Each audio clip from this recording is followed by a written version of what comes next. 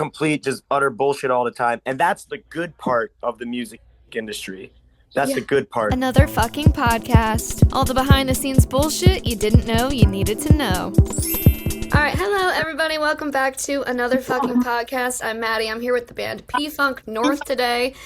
We connected online through social media. So, hi, welcome. How are you? Awesome. Thanks for having us. Yeah, I'm excited to talk to a band that's somewhat new to me. Tell us, for starters, just about the band. Give us a rundown of the history, who you guys are, what you're about. Cool. So, like you mentioned, we're P-Funk North. P is in pancake, funk is in funky town, north is in not south. It means North Plainfield. It's just where I'm from in dirty Jersey, North Plainfield, New Jersey. P-Funk North just means North Plainfield. It's where we started. I started this project back in 2013. We've been trucking along, and we've had some guys come and go, but now the three guys here are the puzzle pieces that fit so perfectly, and we're very excited about a lot of cool things to come. So that's kind of us in a nutshell. So you guys have shared the stage with some incredible names. I did a little stalking on social media, on your website. The Wailers, Slightly Stoopid, Offspring, to name a few. What are some of your most memorable moments on or off stage, or both, with some of these artists? I mean, we've had a lot of crazy experiences. We're very pro cannabis, and some of my favorite memories are smoking with like the Wailers, and we smoked with Swayze. And, it's just for me as a crazy stoner and a music lover to check these boxes of like, oh man, yeah, let's blaze with all these cool people. It's been pretty wild. So that's just a few names. What about you boys? Kevin, you want to go? No, you go first. Okay. Actually, one of them just happened a couple days ago.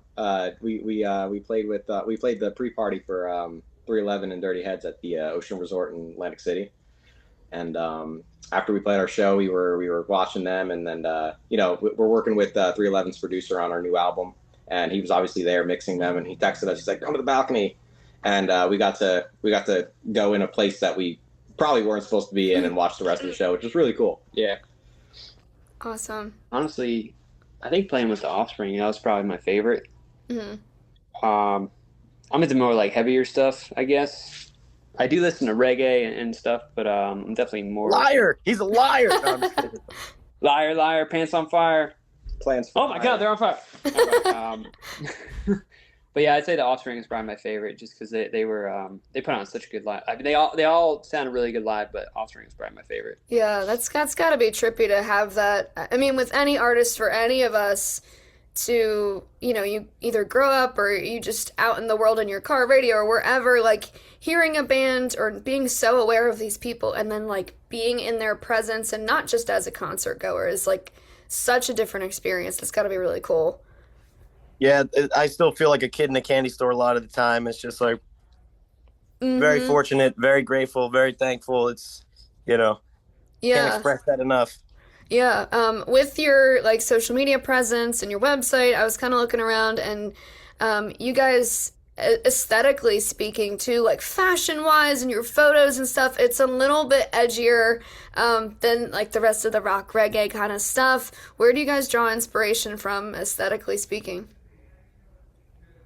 I mean, we're pretty much just like authentically ourselves, and we're just a bunch of ridiculous goofballs. And we just like to have fun. We don't really take anything too seriously. And for me, it's usually whatever's clean, because laundry is a never-ending battle. But, I mean, we're kind of just doing our own thing in our own lane. Kevin, in particular, is quite the fashionista. I dig it.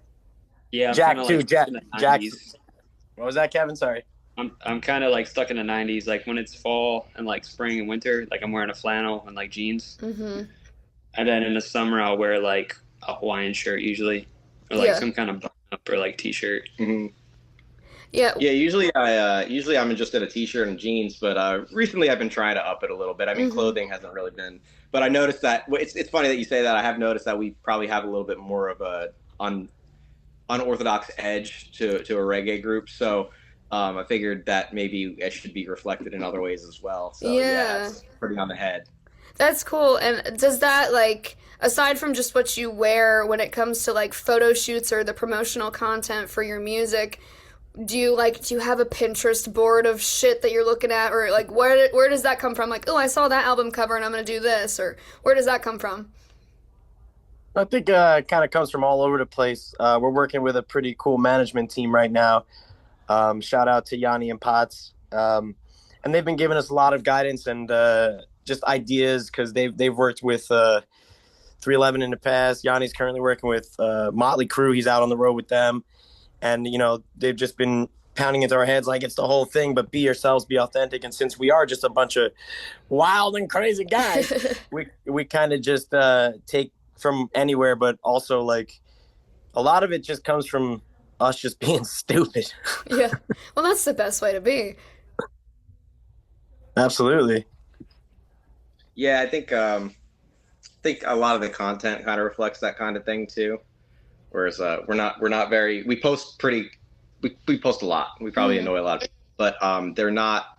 It's not really any of the the trending stuff you're going to see or like typical show promotion because when we're together we're not just thinking about that. We're just being ourselves, and it just ends up always being this like it's almost nonsensical, but it is. You know what I mean? Yeah. Of just us just being ridiculous with each other and then just cutting it into something that's sort of digestible for people. Because we're just about like having fun and stuff like that, obviously, as you can tell, because we can't really take anything too seriously. So that's really what it is. We like just to spread the good times and the good vibes, and we're just always laughing at stuff in our heads. So we also like, if you like reggae rock bands that double as a comedy troupe, that's kind of the lane we're in right now. The Three Stooges with a little bit of marijuana in the mix. I'm here for it. Yeah, a lot of it. Yeah, there we go. And speaking of The Devil's Lettuce, Miss Mary Jane, based on like your song titles, lyrics, some of your imagery, how much of that, which we've kind of gotten to, is based on like real life experiences or particular stories that have influenced your music? They're all pretty accurate. I mean, I've been stoned for like, I don't know, 2 decades now at this point. So when I'm awake, it's usually a little hazy. And the boys above me too, we partake.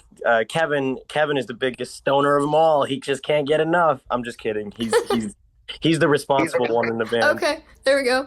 But it's funny because a lot of the times, like pretty much every song is about weed to some degree. Mm-hmm. Awesome. Big influence. Yeah. Yeah, it's not just musical influences, it's THC influences. I dig it. I want to ask you guys a few would you rather questions because I like making people pick hard things. You each can, take your turn with it, or, answer individually. First, would you rather never smoke weed again or never play music again? Dude, that's easy. Never smoke weed again. Easy. Yeah, I never play music again. Oh, come on, Dave. I think David's struggling. I'm on the struggle bus because of the cannabis. Yeah. No, definitely. I'd give up the marijuana. Yeah. I'd play the music. Come on now. Get high on life. Get high on the music itself because you still get high on the music. Just yeah. So yeah, I guess I'm the oddball out. Yeah, you're giving up music, right, Kev? Yeah, I'm gonna have to give up music. Yeah. Sorry, you guys. Hilarious. Awesome. That's a good question. I figured it seemed fitting. It would have been really fucked up if I had like done all this research and then your music actually had nothing to do with cannabis and I just looked like a jackass, but I'm glad it worked. Would you rather always be touring or playing gigs out on the road or always be in the studio recording? For me, that's easy. I'd rather be out on the road touring. New adventures, new places, new people, just fun. Because with the recording, sometimes, you have that pressure to like, oh, it's got to be like just right and nothing's perfect, but you want it to be as best as it can. So I'd definitely pick the touring, just playing, having fun, new places, new people. Right. Yeah, I'd rather always be touring because you could always record the live show. Mm-hmm. True. Follow-up question. Do we still get to eat? Yes. Then it's probably going to be the studio because it's the most creative. Yeah. part of it, which is kind of what the root of it is for me. I think. I mean, I love playing live shows. It's really close. It's really close, but I think it would be the studio for me. Sorry, Yeah. guys. Okay, well, we got a balance in the group. I'll take it. Would you rather only play music festivals or small bars? Well, we've been playing the small bars for quite some time now at this point, which is always fun. The intimate stuff, you get to meet some cool people and actually, make a connection. But we just started playing a couple festivals over the past couple years, and I mean, I guess I would just pick the festivals because again, it's just a bigger chance to spread the good vibes and the good times and just party. I think it's hard for me because I was just telling the guys last week because I did a FIFA event and it was a really big stage and I was thinking to myself like maybe I'm just not used to it, but I feel so disconnected from everybody. I prefer the smaller stages, but I do prefer the festival sound and the vibe over. You know what I mean? So Yeah. a little bit it's hard for me to pick. So I guess I'll go with festivals. I'll get used to the stage. Yeah, I'd go with festivals. Yeah. Maybe just take like the VIP front row barricade of a festival, and then you can still have that feeling. Would you rather constantly be posting and promoting your work on social media, or never have to use it again? Never use it again. Come on, that would be now. great. Well, you just talked about how fun it was, so. We do our best to make it fun. Yeah. It is a lot of fun, but it's a lot of work. It's never used to be you have to be a content creator on top of being in the band. And back in the day, we'd have teams that worked and get you to booking and do this and do the promotion and you got your PR guy and this and that. Now it all falls onto the band. So it's like a all-in-one type deal. So if I didn't have to do it personally and it was still getting done and promoting, that'd be great. Yeah. Do y'all agree? Yeah. Yeah, I don't know. It's such a double-edged sword for me in the same way where it feels like an obligation and it's the only way to get to a lot of larger audiences nowadays.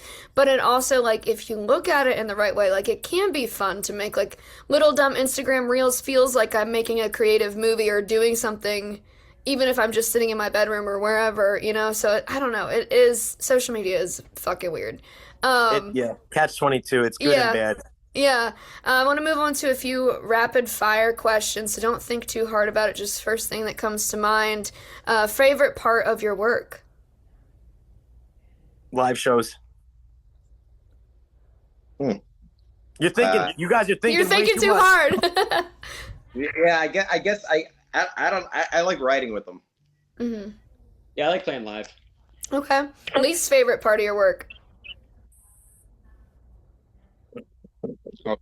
Promotion for sure.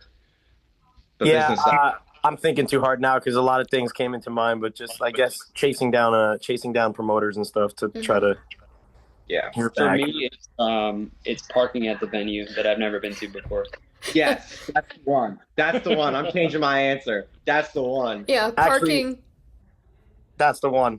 Yeah, parking and you've got a shit ton of gear, a bunch of stuff. You don't know where you are. Yeah, I understand.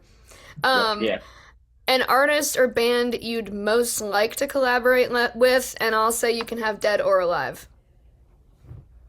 For me, there's two quick ones right off the bat. Would be 311 and or Sublime. Cool. Real easy. Yeah, or Swayze or Afro Man. There's a bunch, I guess. You guys go. I'm going for a band that we're not already rubbing elbows with because I'd love to play 311, but that seems very realistic now. So let's go with Green Day. There you go. I'm Kevin. 311. Yeah. Cool. Okay. Cool. Yeah. Well, you're almost there, so. We are. Yeah. It's very fun. That's exciting.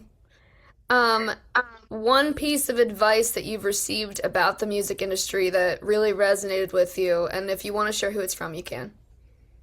So one of our managers told us, I'm going to butcher the quote, but it's like the Hunter S. Thompson quote where it's full of thieves and thugs and snakes and hardships and downfalls and complete just utter bullshit all the time. And that's the good part of the music industry.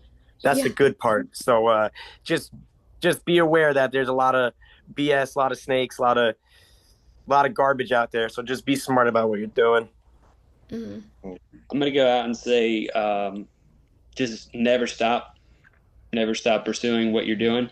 Because if you believe in yourself and you believe in what you're doing, then you're going to be successful. And whether that's playing to a stadium, a sold out stadium, or playing in a bar to 10 people, as long as you're doing what you love, like, then you're successful. Right. I'm gonna go with what Dave usually gives me is peaks and valleys, baby. Peaks and valleys. There's gonna be them. There's gonna be both of them. And it's gonna suck, and then it's gonna make you not think that the peaks are coming again. But that's what it is. You need a valley to have a peak. 100%. That's good.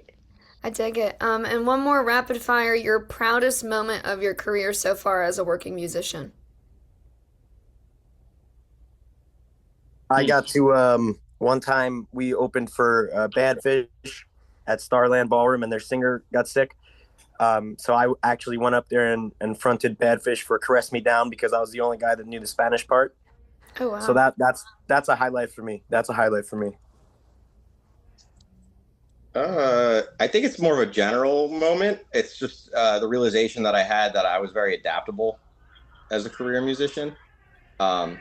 And it helped me and everybody around me, and I feel like it helps chemistry when it's not quite there right away. And then on the other spectrum, with these guys, very lucky and grateful that it just right away. Mm-hmm. You know, so I think I'm very proud of the relationships and the kind of I guess like inherent camaraderie that came with it. You know, I mean, it's kind of cliche, but it's true. You know, It makes it all easier for me and for I hope everybody around me. Awesome. Yeah, for me, it's I'd say just taking the step to trying to make this my career, because there's a lot of sacrifices that come with it, like missing trips or missing out on work, and having a hard time pay the bills or whatever. But just continuing to do it, like, because I'm really passionate about it. 100%, sticking it through and being proud of yourself wherever you're at in the journey, I think is so cool. I've got one more just grand finale wrap-up question for you guys. What do you want your listeners and fans and maybe people that are new to you even to take away from your music and your vibe as a band?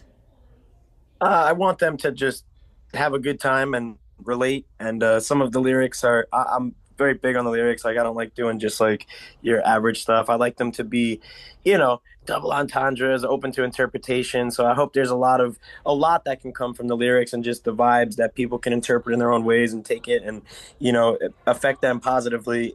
Because overall, like, we're looking to have fun. Yeah, some of the content is, it's like the Third Eye Blind, Semi-Charmed Life, where it's like, oh, it's so happy and fun, but it's about like a meth addiction. Right. So like, I just want them to take away whatever they feel most from it and just, good vibes and smile. I want them to smile, be like, wow, this is fun. I can forget my bullshit for a minute. Yeah. He took my answer. I'm gonna He took mine. He took mine. Yeah, I'm gonna say, just don't take things so seriously. Just kind of forget about life for a little bit and just have fun and enjoy the show. Yeah. Well, that's the beauty of music, and I appreciate you guys for being here. P-Funk North, you're online at pfunknorth.com. Thank you for being a part of another fucking podcast. Thank you. Thanks for fucking having us. Hell yeah. Fucking having us. Fuck yeah. What's your fucking language?